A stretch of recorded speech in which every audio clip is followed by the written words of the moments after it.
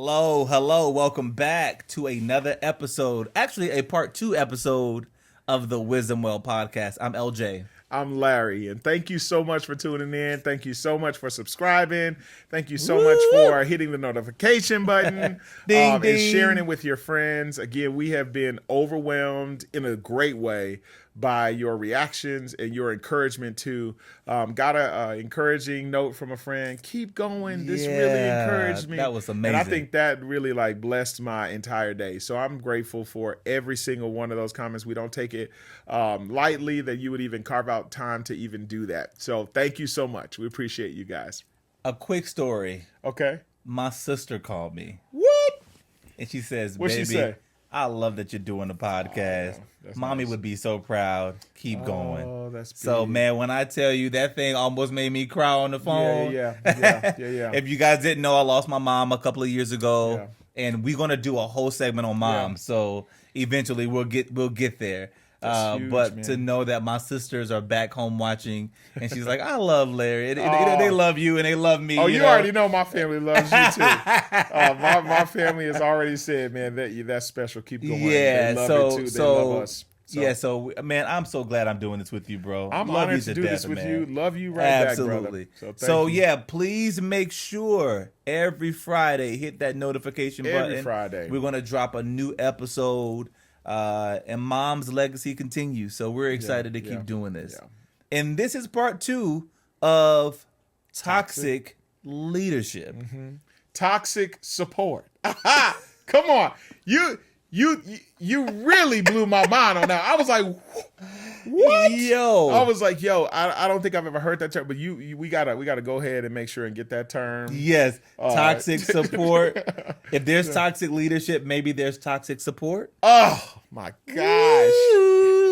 Because that means that both sides are Culpable, are- responsible. exactly. yeah. And I think that's huge. That's huge. And I think I was telling you just how sometimes you are we praying for or are we supporting or are we doing everything we can to make sure that that the landmines that people don't know about are being removed.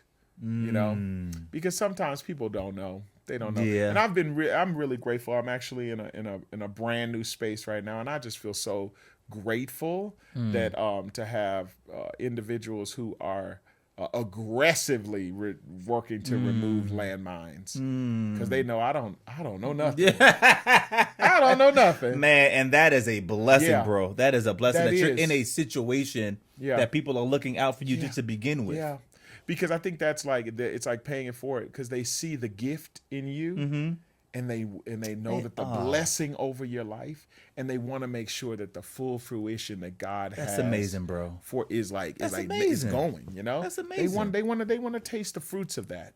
So I think that's awesome. Yo, we there was a story that came out, and I'm gonna lend this story to Larry, but I saw this Oh. and I asked him if he would enlighten me, Bro. and maybe we can part this, do a part 2 take of this, right? Yeah. I mean, there are a couple. There was a couple, right? So Yeah. one of my favorite singers, Kim Burrell, and this is going to be in the faith space, guys. So Yeah. if you may not know these Get people, ready. that's okay. Hang in there with us. This is not going to get churchy or anything like that. But we wanted to talk about leadership also in the faith space because there was a couple of stories that came out from pastors maybe telling a member to be quiet, to not worship the way, and I wanted to come to the man, Yeah, what's the happening? myth, the legend, and Brother. ask him because I didn't know the story fully. Yeah. About And I'm still the learning. players, and I know you're still learning, right? I know you're Yeah, still learning. yeah. But tell us about what's been going on as far as Pastor Keon, I guess. Yeah, and Kim Burrell, and then there was one more person, I think.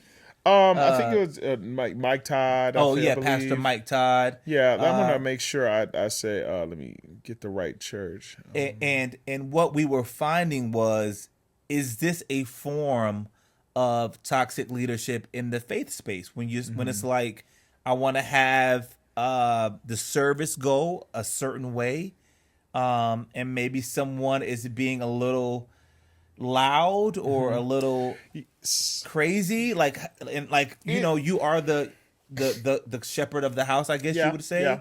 How does that work necessarily? So Pastor Keon is I believe he is the lead pastor of a church called the Lighthouse Church. Okay. And I think it says here that they've got about 5 campuses and about 30 ministries. Oh, wow. According. Wow. Please correct us if we're wrong. So Pastor Keon is a extremely gifted minister. I've heard a few of his sermons, and I think that he's fantastic. And so really an anointed leader, anointed pastor, and so what I believe, my knowledge, was that there was a particular service that was happening. And it was a very powerful moment of praise, and the spirit was high in that moment. Okay. And so Pastor Keon was actually singing a little bit of a song but while he was singing, you could hear in the background there was a woman who was being affected and impacted by the spirit, and so she was obviously crying and sobbing and crying out. She was very loud. She was just loud. Gotcha. Okay. And I think at one point it became distracting for him. Oh. And so as he was, because you know how when you're as a pastor, you might be in a moment where you are ushering a thing, or you wanting to say a certain thing, and you're wanting to make sure that people get it and grab it. Mm-hmm. Which I'm sure like any leader might have that, and there may be a small distraction in the room and so in this particular time, he actually walked over to her and he asked her to be quiet and sort of hushed her.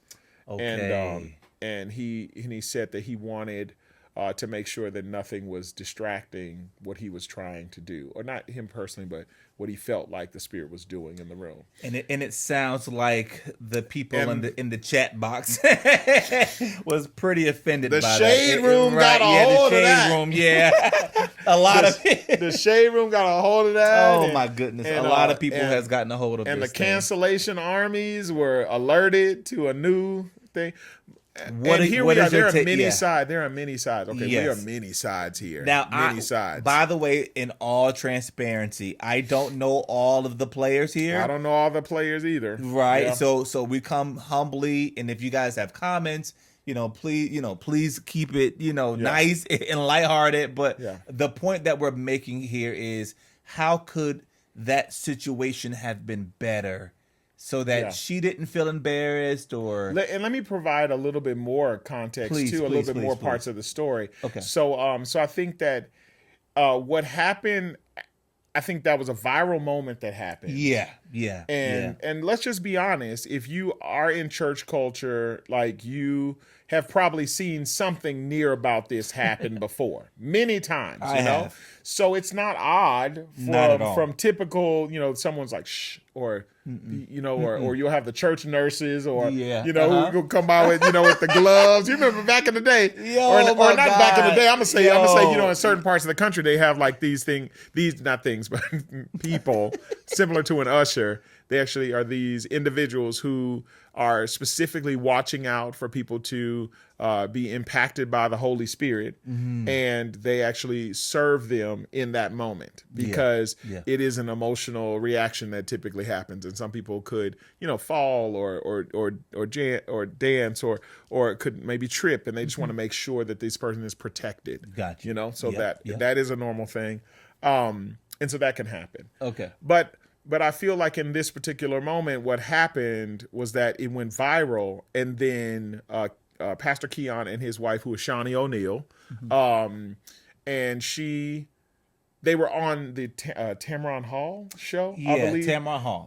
Hall. They were on her show, and of course, because it's trending, and it's already and I don't know what the timing of this thing is. I saw it, but I thought it's definitely huge. Yeah, so I think Shawnee O'Neal has a book that just released. Oh, so therefore they were on talking about this book. The new book. Was she pubbing the book or something? She was pubbing the book. That's what I think. I think that the interview was about the book.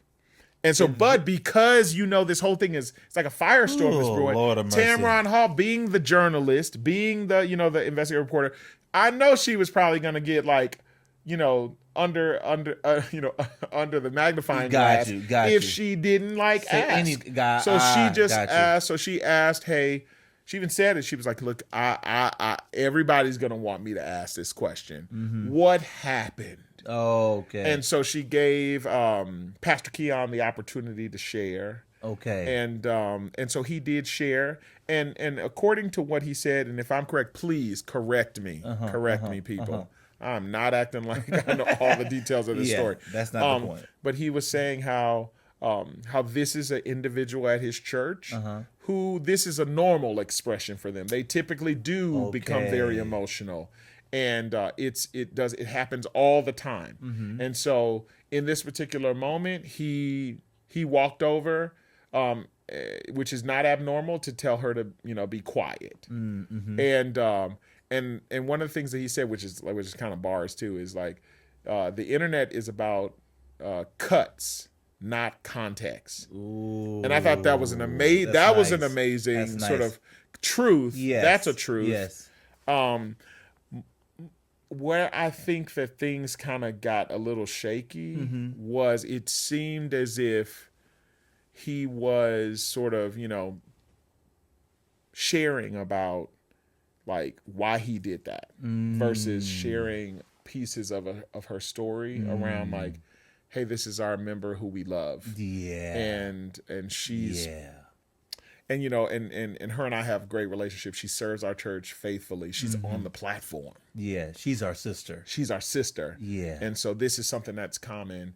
And I think maybe that's what he meant to do, but I think it left just enough gray to where it felt like he was sort of, sharing his perspective. And so she didn't have a voice. And I think the people were pointing that out. I see. I don't think they're saying that he's wrong. Right. Which obviously at the end of the day, that's his church, and he's the shepherd. He's the leader of that place, So, and if it's disruptive, if he's noticing that people are, and we don't know what he was noticing. Gotcha. Because I think we've been in services where the pastor was noticing that someone was just like, were playing chords that felt like they were like, in the club. Right. And they were like, stop. I'm seeing people go from this to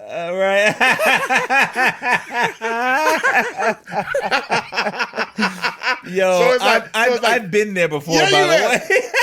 So I think that's the story. So I just wanted to just state that. That's what. So please. I brought that up because I didn't know the full context, and I wanted to ask, my brother Larry about that. Yeah. Because I believe even in the faith space, even for a pastor, he really is, like you said, kind of in control of the house and to make sure things flow and people aren't distracted.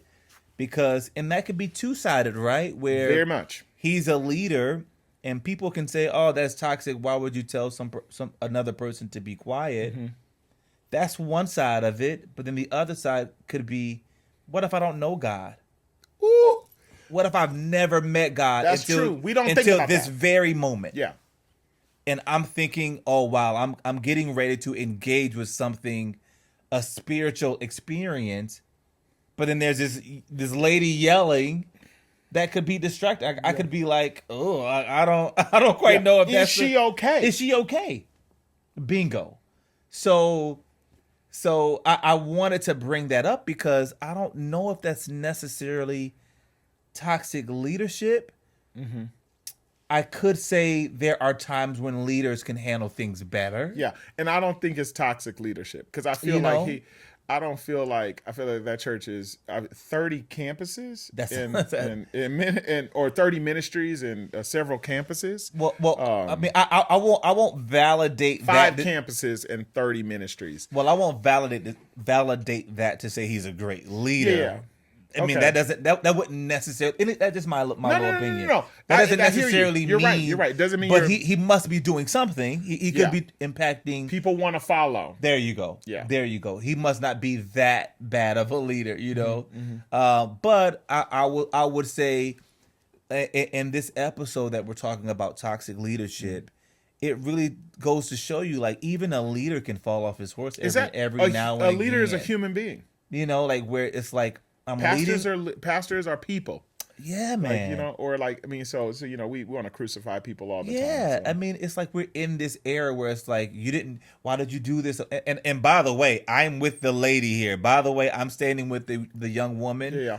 If she was told multiple times, hey, ma'am, please don't. Yeah. Don't we scream. don't know that. We don't know that. Yeah. We don't know that. But if it was like, please don't scream and shout, you know, during a very sensitive moment. Yeah. And she just persists, then okay, I get it. But like you said, and I love how you put that, which is why you're such a great leader, which is why I love that we're doing this together. Yeah. Thank you, brother. It's like, bring her to the side and say, hey, sis, we love you, but we're really trying to capture the entirety of the church, you know. And we talked about that last time. Don't correct people in public. Yeah. So it's like praise in public. Yes. Correct in private. Yes, because that woman could have just been very embarrassed. Yeah. She could just start a whole fire and say, well, this church, blah blah blah blah blah. I mean, it can go on and on. But I think also to the topic of toxic leadership. Yeah.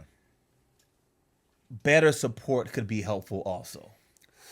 Better support could, you know, and to say, pull him aside and say, this is what, like you said, this is what we need as a congregation. Yeah. This is how we feel more supported.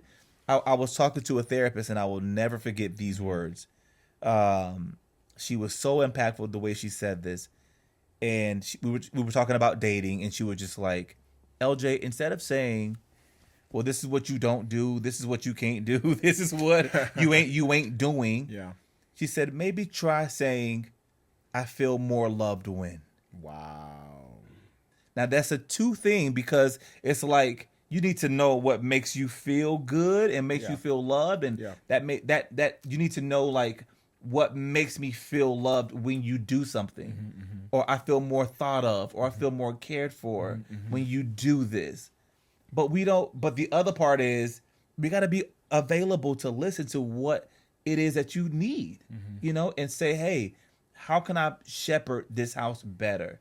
Yeah. You know, and I don't know if publicly doing it was the best way to go, but he is a leader of a big church, and I think we all can just learn from these mistakes as we get better and move forward. And I could imagine that probably, like, you may be his armor bearer, or like an assistant, or like a leader in the church who maybe that's kind of their area to really navigate and keep the quote unquote leader away from those type of interactions. I could imagine that they probably are just like so heartbroken and like, I don't want my pastor to be in that. I don't want my leader to be in that turmoil. And so that goes to like a prevention of like of toxic support, you know. And just, I don't want to. I didn't mean for that to happen, but now because I just would feel like as that there's probably been some sort of communication. Hey, don't let your leader be in the world that we live in today. Don't let your leader be in that type of interaction. Somebody should have probably stepped over, like a sister because I think in the video there are people standing within width of her. Oh, okay. And so like almost like it's like it was on a platform.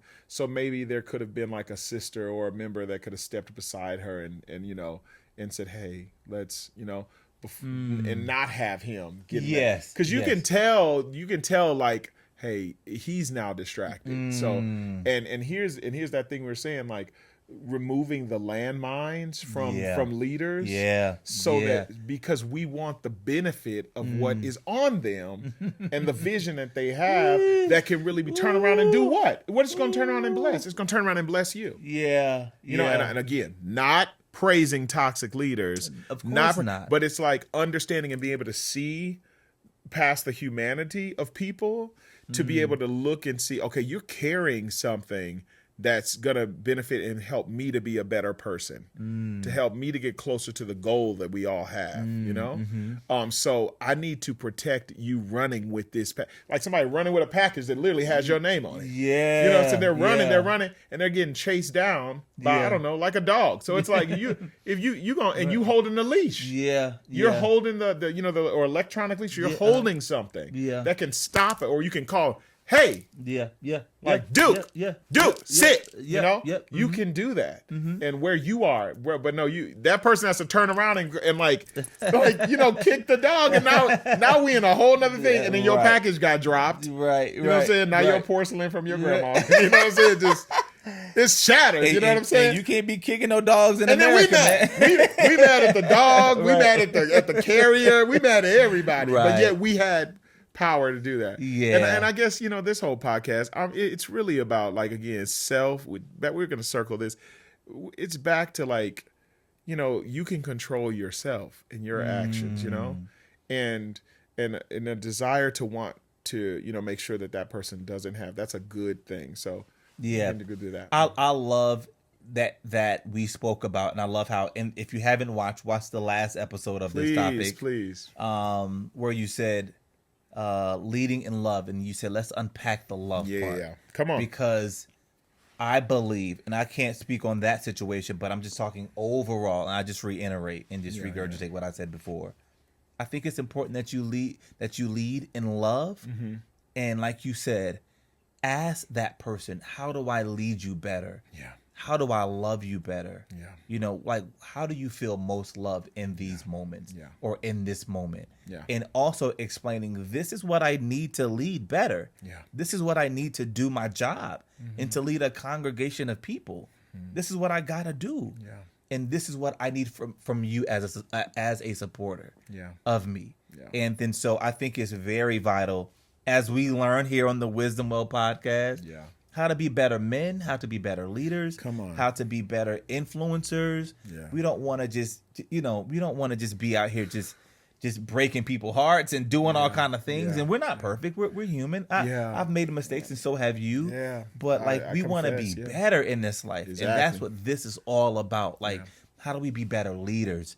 And I think leading in love is the overarching thing on this topic, man. And I'm so grateful that we got to share this, bro. Too. That we got to share this. There's one other side too that one other question, because you did that so awesomely. When you make a mistake, when you I think we should leave them with something like, if you make a mistake and you step into, we talked about prevention of that, but when you do step over that line and you are a toxic leader, like, do you have the strength and do you have the courage to ask a very simple question? How can I restore honor? Wow. That's been a powerful question that I've had, because I've had to ask that question to someone who I've offended. Wow. And many people. And look, every one of them is watching this podcast like, I know you offended me. I waiting on you to ask me that question. And Larry, as soon as this podcast is over, they're like, I told you, I remember when. My phone gonna blow up. I need you to restore. Let me tell you, since you asked, no. Right. But I think it is, that is a powerful question to ask when you do step over the line. Like, how can I restore honor? You know, I messed up.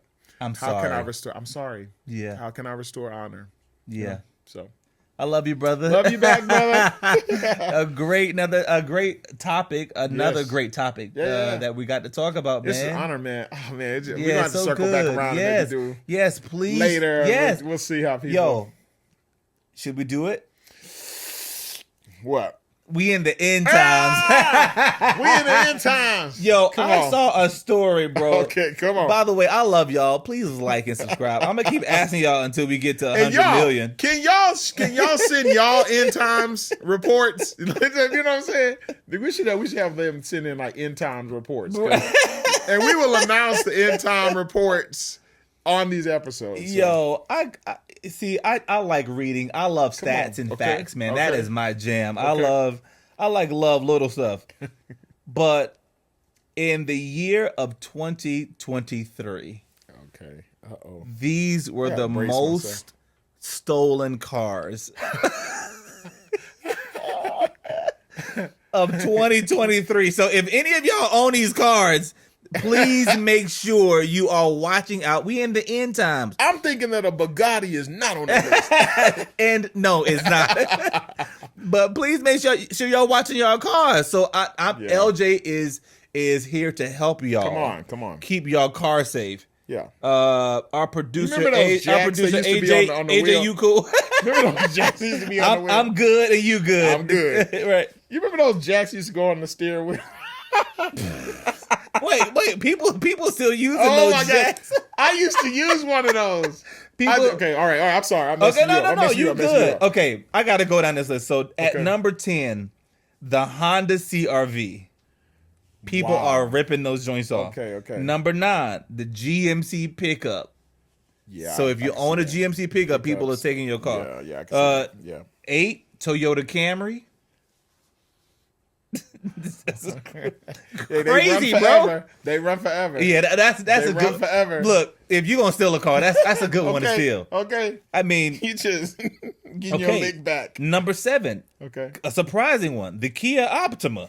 Kias, y'all don't sleep on Kias no more. Let me tell you, these Kias out here are looking amazing. My God. We saw one the other day, Kia and Hyundai. Let me tell you, my mechanic was like, I personally drive a Hyundai. Hyundai, if you're listening, you can hook your butt. Not just playing. Okay. But no, Yes. but those are 2 cars that have come up. So come on. Okay, and coming in at number 6, Hyundai Elantra. I don't know.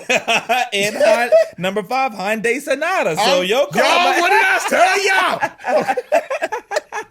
Okay. I'm not shocked, bro. Okay, number 3, Honda. Because they run forever. Well, They're easy to fix. Okay. They have 100,000-mile warranty train. Okay. Okay. The Honda Civic is rolling in at number 3. Yeah. That The thing will run Ford forever. pickup truck Oh, yeah. No, that is makes at sense. number 2. That makes sense. Because Fords are Ford pickup trucks are very they're kind of, I see it. They're status symbols. And number 1, the Chevy pickup. Oh, absolutely. Come on. This is America, okay? And I'm going to tell y'all, half of these cars are being stolen in Alabama, Texas. That's wrong. Texas. Right. Don't you talk about my state, okay? All these Beyonce lovers are up here stealing pickup trucks. Hey, calling all Alabamians and Texas and Texabamians. I love y'all. Let's get them, okay? I love y'all. Okay. No. We are in the end times, bro. People are out here stealing pickup trucks. The top of that list, completely accurate. I totally see it, man. That's wild. If you could steal a car, what car would you steal? First of all, Ooh, no. If you could steal a car, you're not gonna get in trouble. why I gotta answer this question? No, you answer. What would you steal? Wow, that's a good one. See, that's a good one. I'm telling you. What car would I steal? I'm not really a car person, but if I could steal a car, probably a Maybach. Probably like a Maybach, like the new electronic Maybach one. I'd probably want to steal that one. Is it even stealable? No, it's not. No, of course As you not. walk up to it, it probably like this thing is it's like a spaceship. Oh, It's bigger than a Cybertruck. It's huge. Let me tell you what car I would like to walk up to somebody and say, "Can I have that car?" And them say, "I would love to give this to you." What car? What car is it? The Defender. The Defender is by the Range Rover. Oh, the Defender. Range. Okay, got you. Okay. Every time I see that car, You like it? I always joke with people. I'm like, you know what? God is my defender. He wants me to have a defender. So but that car, I was out yesterday and I saw it and I was like, wow, that's a really, really nice car. Nice. So yeah, that's a nice car. We in the end times, Larry. We in the end times. People stealing People Chevy out here trucks. Chevy trucks. I don't know what they do in those Chevy trucks. Oh my goodness. They do last forever. My dad had a Chevy truck. For real? They take a lick and they keep on ticking. I mean, they're gonna be theirs forever. It's really All right. forever. Y'all, we love y'all so much. Thank you guys for watching our latest episode. be better leaders, be better supporters. We want to just be better as people. Absolutely. And please help us be better as a podcast. Please. Somebody out there saying, don't steal. That's one note of wisdom. Don't steal a car. No, but thank you so much. We'll see you guys next Friday. Yeah. My name is Larry. My name is LJ. Thank you so much for tuning in. We love you guys. Have a good one.